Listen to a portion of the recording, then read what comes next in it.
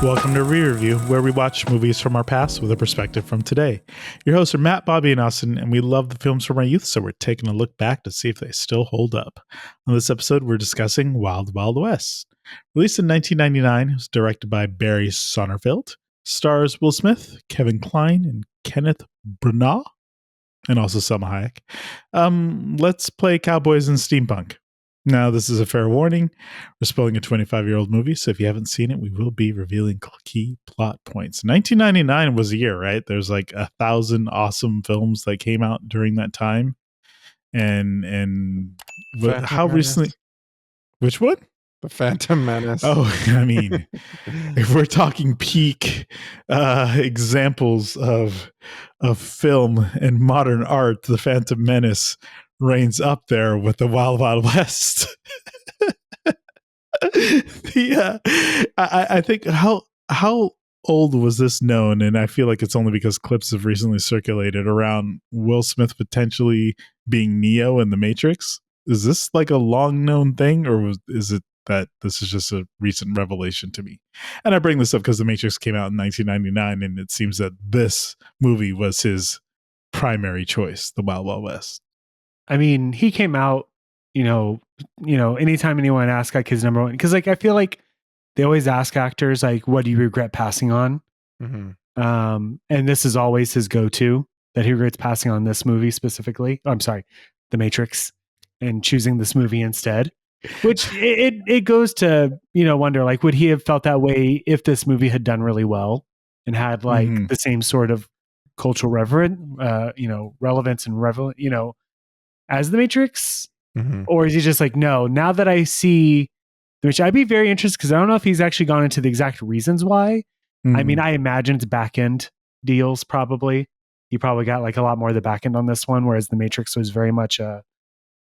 Would they not let him do a theme song for The Matrix? Oh my gosh. Can you imagine a Will Smith Matrix theme song? Oh man. Wicked, it's The Matrix. We're going straight. Well, it's weird too, because like he jumped right from, both him and the director did Men in Black and then did this one. So there was obviously a nice, jumping off point where, he could have done The Matrix, and I think he probably got away with it. It would have been like, Michael Keaton and Batman, where everyone was like, Mr. Mom, Batman, no way. Right.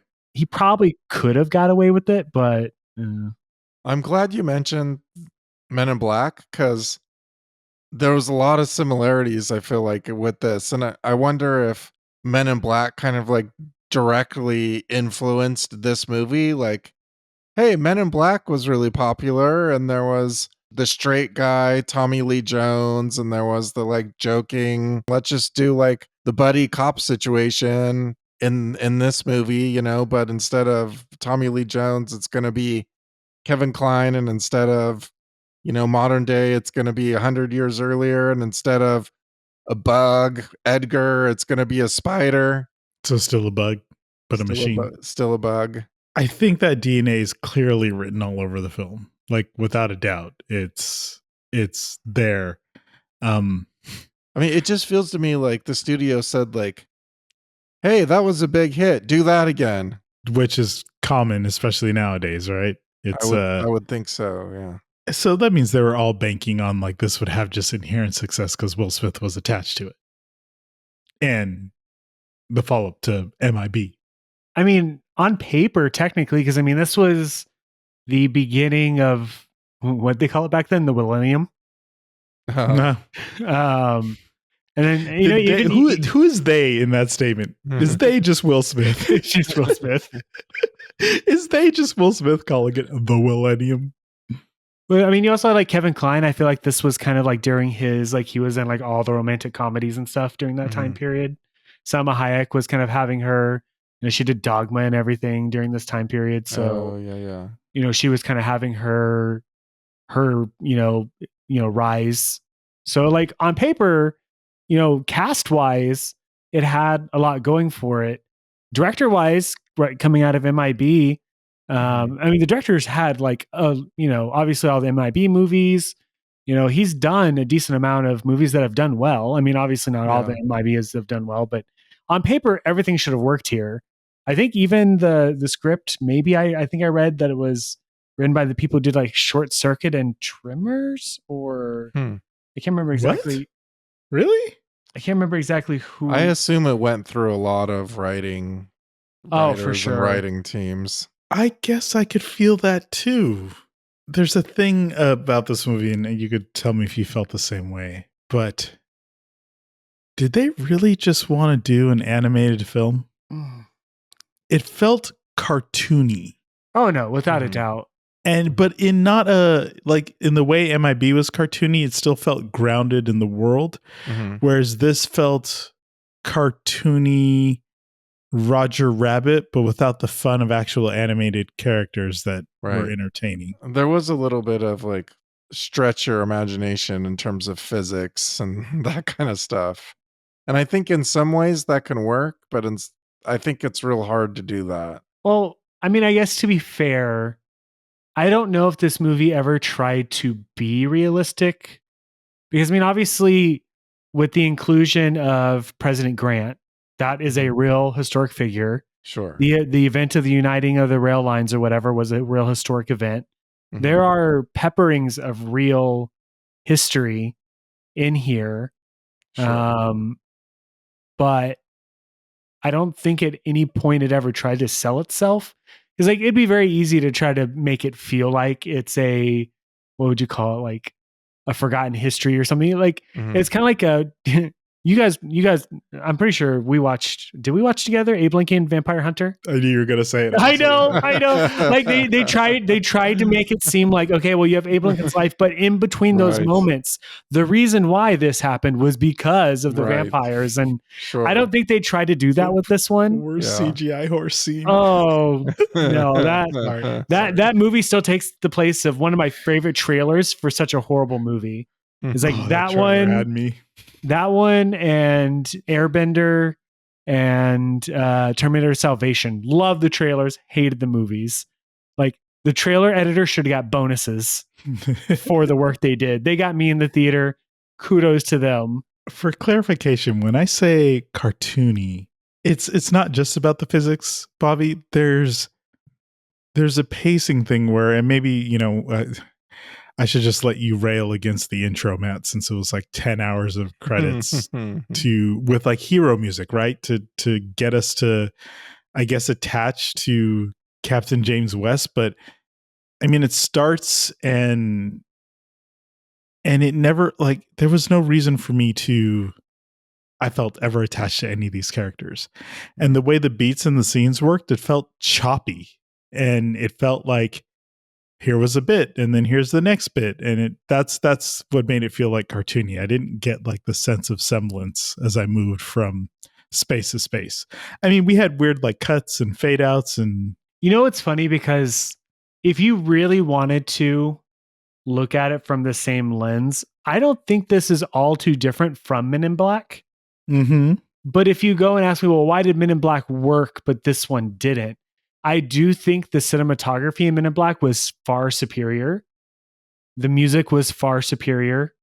And I think the editing was far superior than what you got in this movie. But a lot, I mean, you brought it up earlier. A lot of the stuff feels like it was copy, same, right? It was very much trying to either mimic. And to be fair, if we look back and watch movies from like 96 to 99, was that just a formula, right?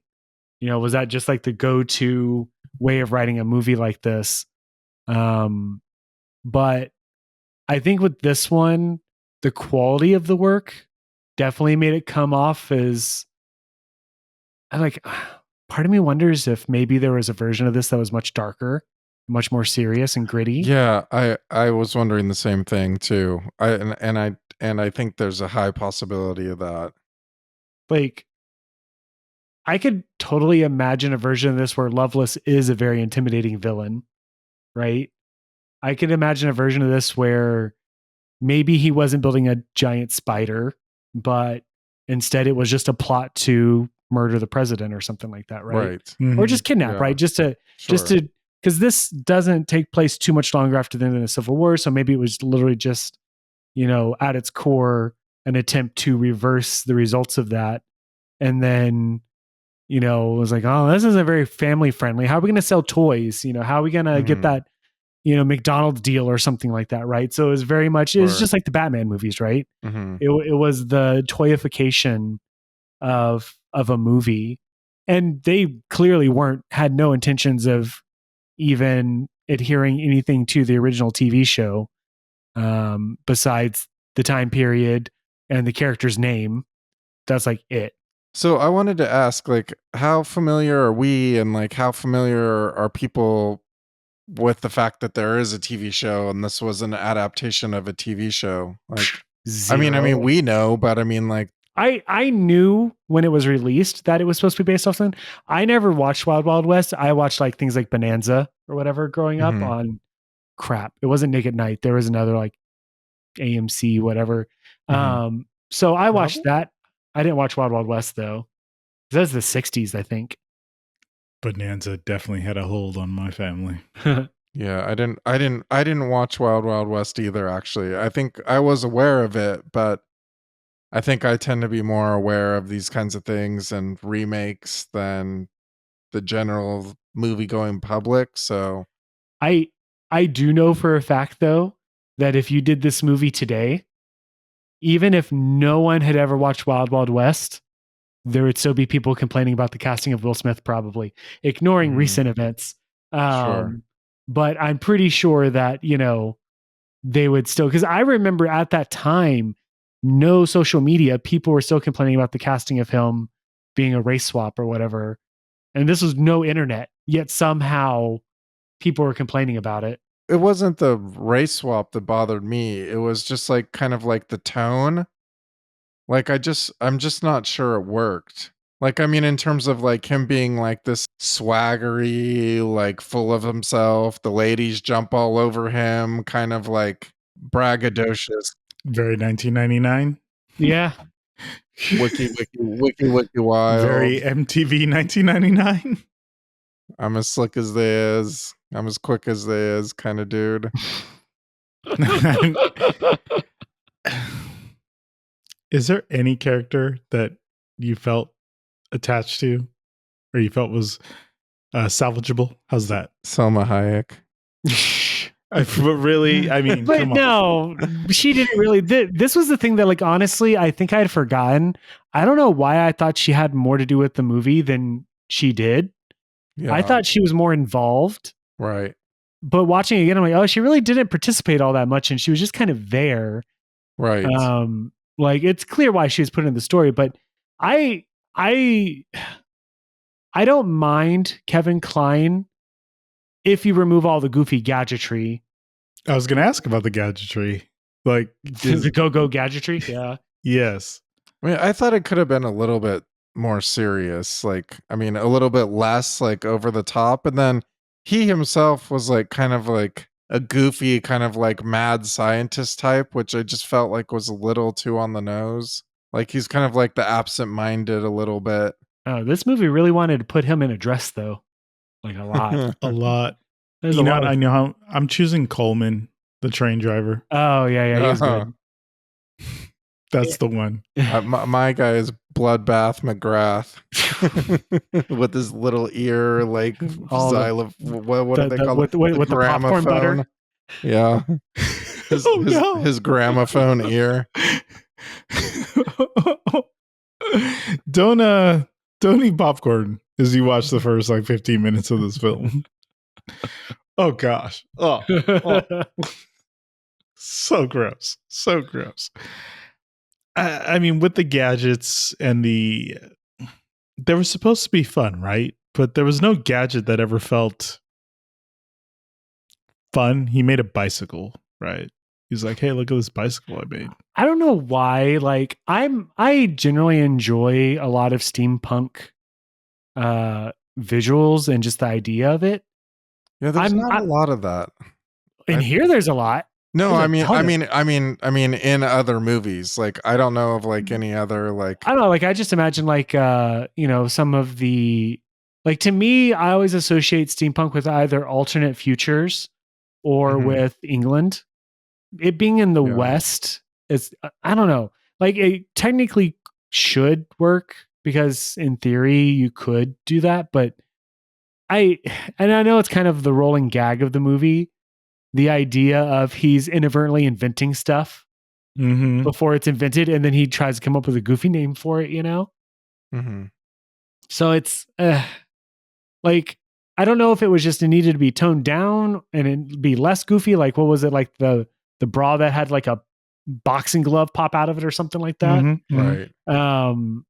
Like, because like I'm perfectly fine with, watching Watchmen. They have umbrellas that were machine guns, and we had the shoe gag in that one too. And they had a bunch of gadgetry in that. I mean, James Bond. I mean, that thing was full of gadgets. But I feel like James Bond, when he got to its worst, I feel like this one just had it the entire time. So I don't know if like it just needed like a little bit of a paring down, but yeah, it was a whole thing. One of the things, and I feel like we sometimes will not get too far into this deep end, and we don't even have to get deep on it right now. But for 1999, they sure made a lot of like oddly specific race jokes in a way that doesn't hit like Blazing Saddles. And they sure went after people who are in wheelchairs. Like bonkers style. I was very confused by all of that, and I truly didn't remember that.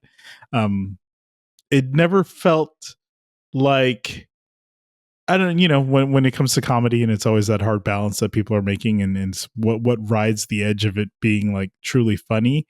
And it never felt like they were poking fun with. It always felt like they were poking fun at. Yeah, I agree. I felt a bit uncomfortable during some of the stuff. I guess it didn't bother me all too much watching it. And I think it's because it was a back and forth, and it was almost kind of like an ongoing joke, because even at the end, they were still doing it while they were dangling for their lives or whatever against each other. It was like, you got me stumped. And then, like, I don't know, like, I'm not completely against it, but I feel like I think the thing that threw me off a little bit was I, for some reason, thought I remembered them having a history with each other, which is why literally their first meeting, they're just insulting each other physically. But then watching this again, I'm like, oh no, this is literally the first time they've ever met each other. He only had a history with the McGrath or whatever. So that is a little bit weird. This, this movie, you've heard me say before, is a movie.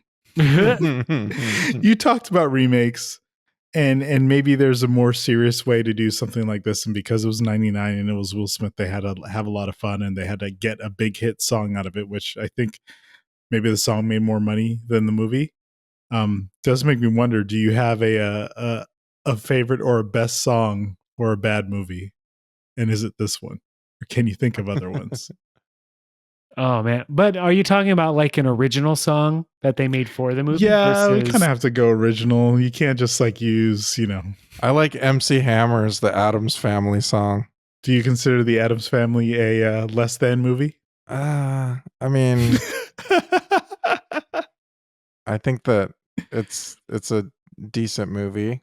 I just wanted to pull out like a really, really strange one. This is probably got to take one of the top billings, right? I mean, it was the Millennium, as you mentioned. If I had to pick, and honestly, until I sat here and thought about it, I didn't realize it was an original song. So a terrible movie was Rocky 3. I did not enjoy Rocky 3 at all. I mean, it had, a bunch of stuff that was working against it. But then we also got Eye of the Tiger. Ooh. Damn, that's pretty good. So that's pretty good. That is very I'm good. I'm willing to suffer Rocky 3 to have gotten Eye of the Tiger. I didn't realize Eye of the Tiger was Rocky 3. For some reason, I thought that was earlier. Yeah, me too. Huh. And that was originally written for the movie? That also surprised me. For some reason, I thought it would have been, but apparently it was an original song for the movie. So that feels like such a quintessential like song. It is, right? But I mean, I get it, right? Because it very much is tied to, because you'd think it would have been Eye of the Stallion then, because he was the stallion. But I it might have been just sheer coincidence. Maybe they had the song and then they had, that's how a lot of movies worked for the longest time, right? Yeah. Because the same studio owned both the things or whatever, they made it into a thing or whatever. But from what I remember, it was an original song for that movie. So, I mean, I guess can't call it original song for like The Bodyguard because technically that was a remake. I didn't think The Bodyguard was a very good movie. So, all right, fine. Desert Island pick. Eye of the Tiger or Wild Wild West for the only song you can listen to on this desert island. I need Eye of the Tiger to survive on the island. Right. Anytime I'm trying to make fire or build a hut, like no one can see me right now, but I am not much of a survivor, so I need that song to make it. I need music like that just to work out on a treadmill. Flip side, you're on the island and you do have a way to watch movies, but you're only given Rocky 3 or Wild Wild West. Fuck.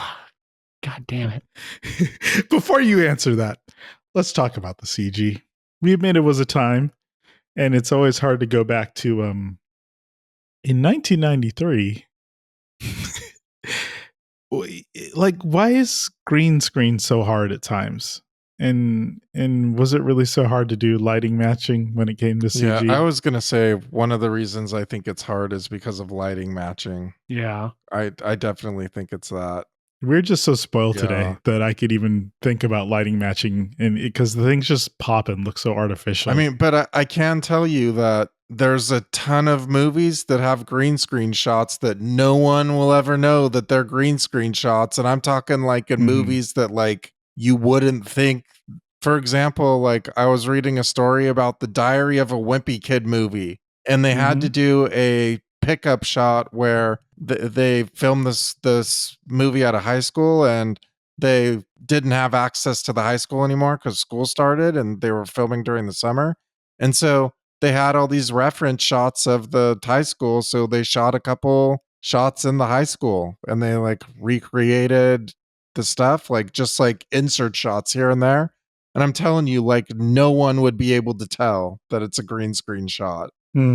So I think one of the problems is the setup of the shot kind of looks like green screeny, like they seem to be like on a stage in front of a treadmill. You don't see their feet. Yeah, when we saw James West and Artemis walking, like what's behind them, rock structures in the background, but it just looked super, super artificial. I mean, to be fair, they probably literally pulled out a green screen on the like the middle of a back lot compared to when they were actually filming in New Mexico. Yeah, like the sun quality in those two different places are going to be drastically different.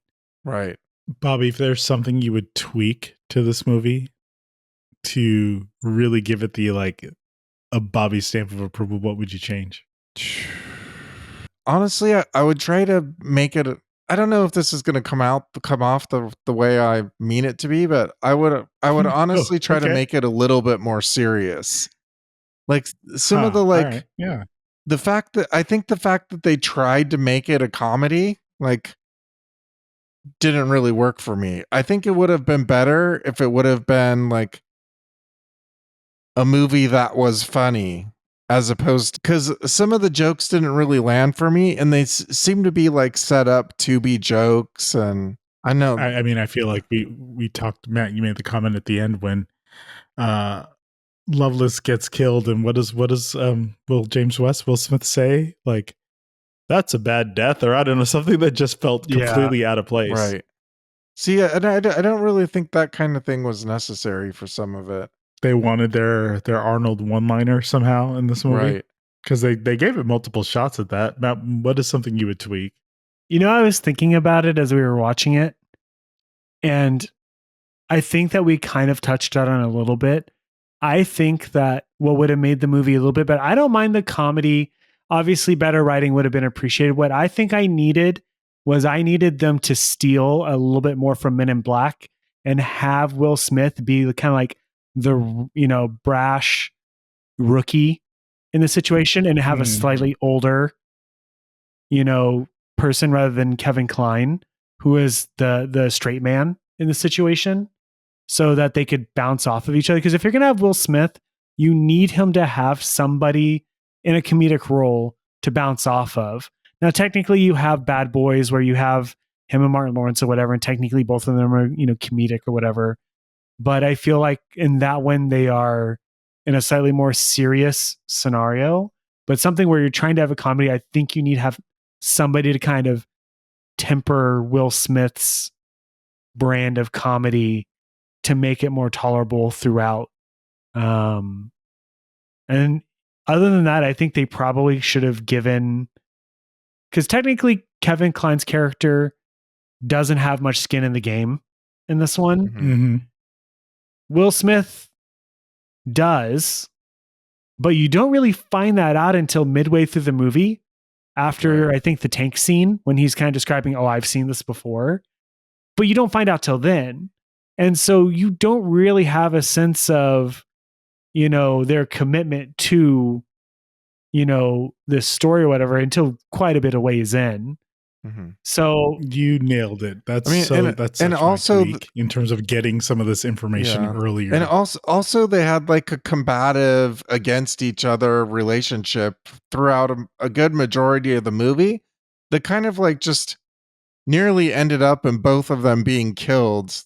It was kind of like played for jokes, but like, I don't know if there's a lot of movies that have they don't get along in the beginning and then something happens and they get along in the end. It's like, I just think it was a little bit much. I think that you could still do all that, but maybe if they would have saved his story till that point, because I feel like that's kind of like the trope of it, right? Mm-hmm. You always have to have the moment where everything could, Lethal Weapon, like literally you could list off Rush Hour, like all these movies where you have that scenario of the buddy cop. And it's not until you get to that point where they kind of get their cathartic, moment. And then that's when they kind of really pair up. And I feel like, they were compatible with each other throughout the movie, but they weren't necessarily 100% against each other. Mm-hmm. I think after the initial thing on the train, for the most part, they were still kind of a team together. Yeah, they weren't exactly 100%, but most buddy cop movies, they're like at each other's throats most of the time. Right. So I don't think that any of those things probably would have saved the movie, but it probably would have made it a more enjoyable watch. It's time. Bobby, are you recommending Wild Wild West? I'm not sure recommending is the word I would use. Get out the thesaurus, folks. I mean, maybe another word that's similar, like skip or pass. Or those two are both exactly the move same. Move along, try something else. I think those kinds of things are what I would recommend doing. We don't get too many of those, folks. You appreciate them while you have them. Matt, are you recommending Wild Wild West? No, I don't think I'd recommend this to anyone. I'd probably just, somebody said, I want to watch Wild Wild West. I'd be like, okay, here goes an idea. If you like Will Smith, go watch Men in Black. If you like Kevin Kline, go watch In and Out. If you like Kenneth Branagh, go watch, Murder on Orient Express. If you like Selma Hayek, go watch Dogma. Go watch those. You'll enjoy your time much more. That is such a beautiful response. Movies are so strange because, we've talked about this. We know there's a lot of effort that goes into these productions, a lot of people whose blood, sweat, and tears are involved in these creations. The composer is a legend. The cinematographer is amazing. I love Bobby. The production designer is a top-notch production designer. The visual effects company is ILM, for crying out loud. And yet here we are, like the crowd at the Coliseum, demanding to be entertained. And we say, are we not entertained? Today I am not. At all. No, don't do this to yourself. There's just, I don't know. Go do something else. Pick everything Matt said. Please don't watch this. So harsh. I feel terrible. But it's not for me. I hope I never get close to watching this ever again. Ever. As always, thank you for listening. Remember, it's nice having her on board. She's a breath of fresh ass.